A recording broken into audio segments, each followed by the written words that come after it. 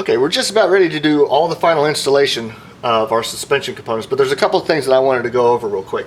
The first thing here is I made this bump stop and this bracket right here to control basically the downward motion of the suspension. When the suspension fully droops out, the only thing that's keeping it supported is the ball joint.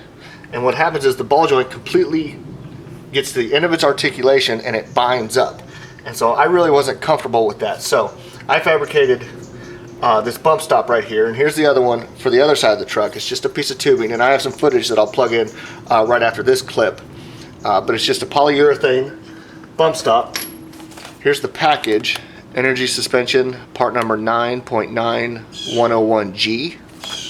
So this was a pretty easy fabrication. Like I said, I have footage that I'll throw up right after this clip.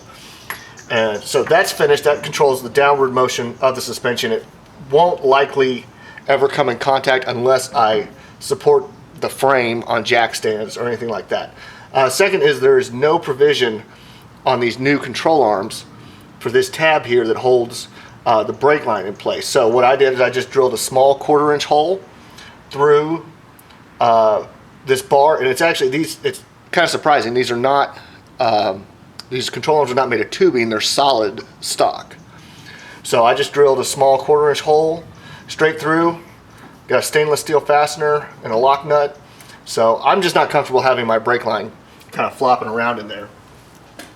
And so that was a modification that I made.